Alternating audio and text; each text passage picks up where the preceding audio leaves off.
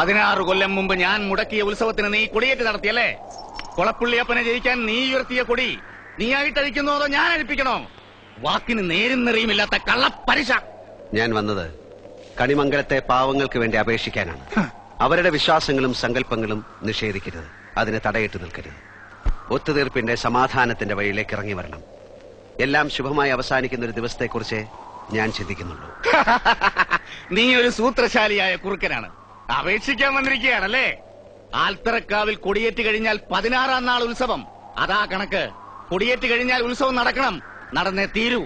നിനക്കറിയാൻ നടക്കില്ലെന്ന്. കുളപ്പുള്ളിയറയിലെ തിരുവാഭരണങ്ങൾ പുഴക്കരയിലെ വട്ടത്തറയിൽ ഞങ്ങൾ കൊണ്ടുവന്ന് തരണ്ടേ? പ്രളയം വന്ന് സർവ്വതും നശിച്ചാലും നിനക്കറിയാം അത് സംഭവിക്കില്ലെന്ന്. അപ്പനെ അടവ് മാറ്റി അപേക്ഷയുടെ പുതിയ ഭാഷയുമായി വന്നിരിക്കുന്നു. കണക്ക് പുറത്ത് തമ്പുരാൻ എന്ന് വിളിച്ച അതേ നാവുകൊണ്ട് തന്നെ ചെറ്റെ എന്ന് വിളിക്കേണ്ടി വന്നതിൽ മനസ്താപമുണ്ട്. എടോ, അപ്പനെന്ന് പേരുള്ള തേർഡ് റേറ്റ് ചെറ്റെ, താൻ ആരാടോ? നാട്ടുരാജാവോ?